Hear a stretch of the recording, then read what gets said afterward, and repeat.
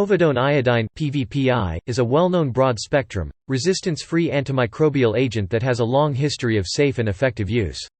Halidine nasal antiseptic is formulated for topical application (PVPI) to nasal passages and has demonstrated effectiveness against SARS-CoV-2 in vitro 99.99% inactivation within 15 seconds. This study will evaluate the ability of halidine nasal antiseptic to impact SARS-CoV-2 in vivo. In vivo meaning testing inside a living organism. A Phase 4 study to evaluate nasopharyngeal SARS-CoV-2 viral shedding after halidine nasal antiseptic in 40 patients with COVID-19. There are currently several nasal antiseptic products, some of which include iodine, on the market.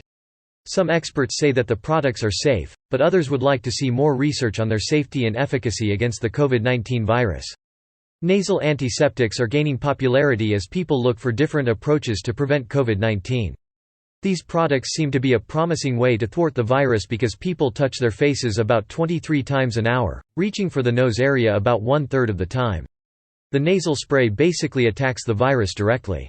It contains a lipopeptide, a cholesterol particle linked to a chain of amino acids, the building blocks of proteins.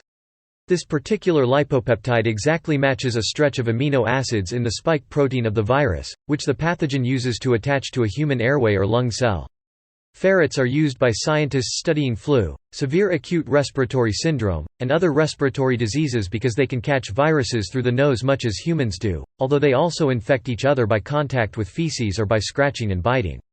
After 24 hours together, none of the sprayed ferrets caught the disease, all the placebo group ferrets did. Virus replication was completely blocked, the authors wrote. The protective spray attaches to cells in the nose and lungs and lasts about 24 hours. If it works this well in humans, you could sleep in a bed with someone infected or be with your infected kids and still be safe, authors said.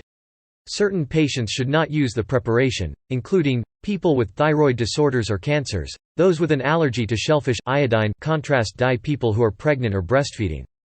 Samantha Frank, M.D., a resident at Yukon Health in Connecticut who has studied PVPI, adds that people undergoing active radioactive iodine treatment should not use these products, nor should children because the safety profile has yet to be established.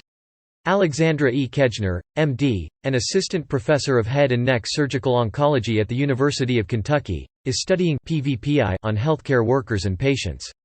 Excessive dosing with iodine can be potentially harmful, Kejner says, adding that people should only use iodine-containing products when under the care of a physician.